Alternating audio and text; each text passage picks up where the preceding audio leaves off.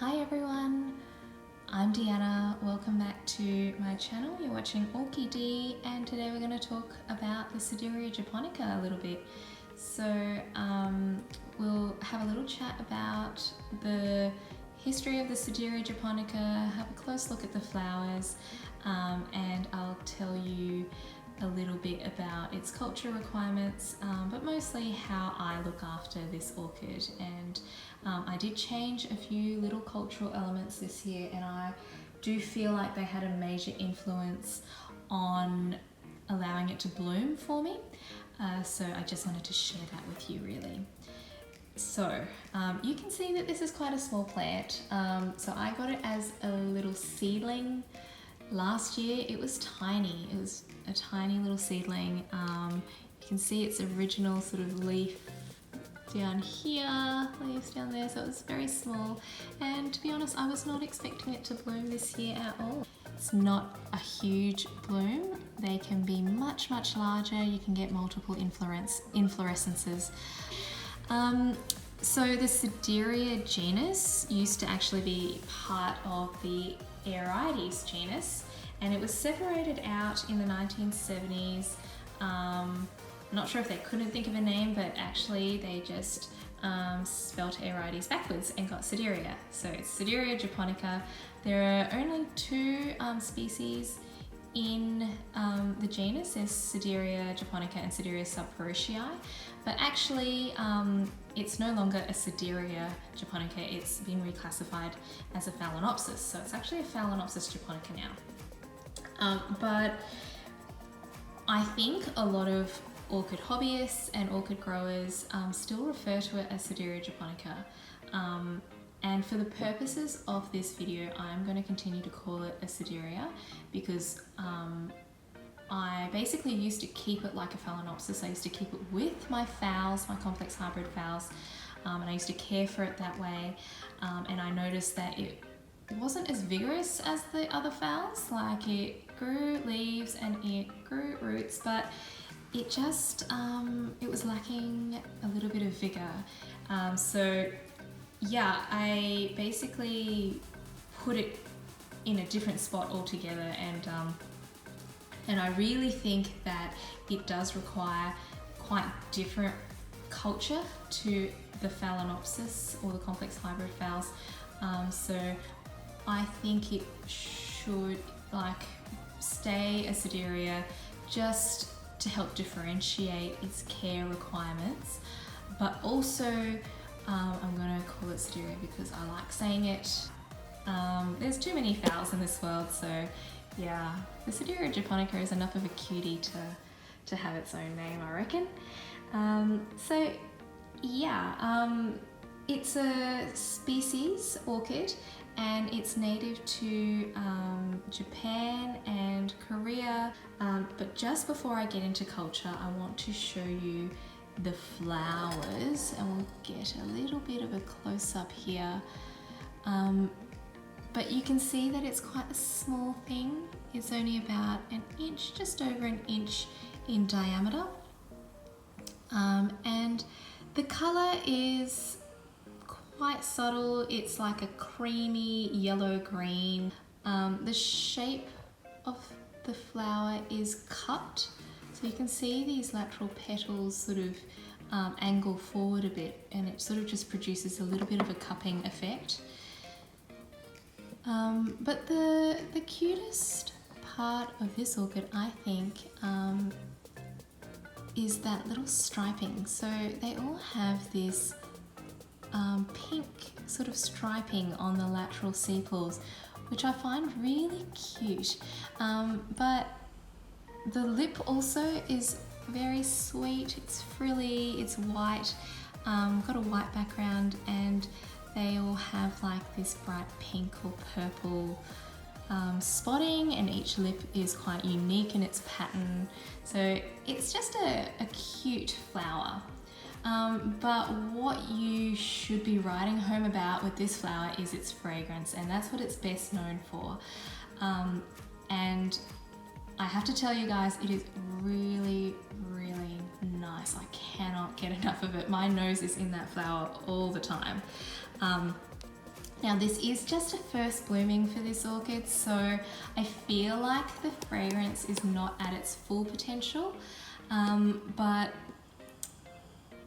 as I mentioned before, you can get multiple inflorescences and a lot more flowers on this orchid. But for me, at the moment, my face is about maybe a foot away from the flower and I can't smell it. So my face has to be fairly close to the flowers to smell it, but in that proximity, it's quite strong. It smells like lemon butter to me. Like, it smells like the condiment. It's slightly sweet, but mostly citrusy, lemony, and it smells like you could eat it. If I had a little cake that smelled like this, I would totally just put it in my mouth and devour it. So it is just really, really edible. I think that's how I would describe it. To me, it actually smells a lot like the Rinca Stylus Gigantea that I had in bloom last month, but I'm not sure if I mentioned it. The Rinca Stylus Gigantea has this undertone of plastic or rubber. So the Sedirea japonica does not have that weird undertone. It just has that really pleasant citrusy sweet fragrance. But it's only present during the day. I've noticed that it sort of disappears in the evening. Yeah, we'll move on to the culture a little bit because that's really what I want to talk to you about. So basically, I had it with my phals, and at the beginning of winter, I moved it outside onto my north-facing deck, which enjoys quite a bit more light, and obviously it's outside, so it has a little bit of a breeze, but more importantly, it feels the outdoor temperatures a lot more. In terms of light, it's probably getting like Oncidium light, I would say. I do keep it back a little bit so it doesn't get direct sunlight. Now the deck doesn't get direct sunlight in summer, it's only in winter, and because of the way the sun sort of changes its angles you know, between seasons, I did drop my guard for one day and I got a sunburn. So you can see here it got burnt there, and it started developing a little bit of an infection, so I cut it. It looks hideous, and I put some cinnamon there, but it stopped the infection. So definitely this plant does not want direct sunlight. I think it enjoys that slightly higher light than your complex hybrid phals, which is what I'm giving it. Watering, I would say, is probably the same as your Phalaenopsis. Just let it approach dryness and rewater. It does drink quite a bit during spring and summer, but what I did do in winter was that I let it dry out completely between waterings. I hear that this orchid needs a dry winter's rest. Now I'm not sure about that because I didn't really give it a dry winter's rest. I just let it dry between waterings. What I also read was that if you don't give it a dry winter's rest, it can just grow and grow and grow and bloom and tire itself out and just die.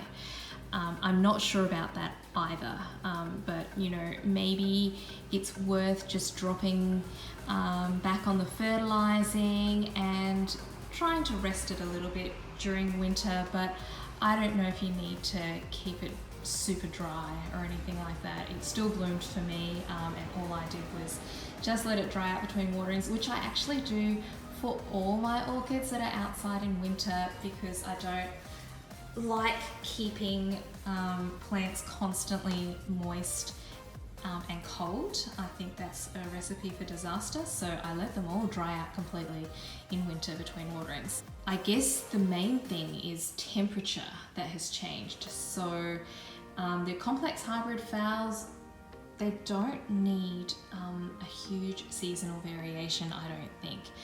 What induces them to bloom is just that slight drop in temperature during autumn, and it doesn't need to be that big.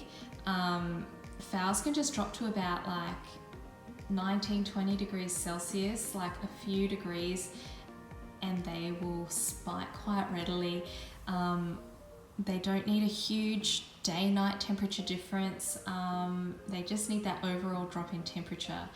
The Sedirea, I do hear, is more difficult to bloom. And I really think that it's because I put it outside. I think it really enjoyed that.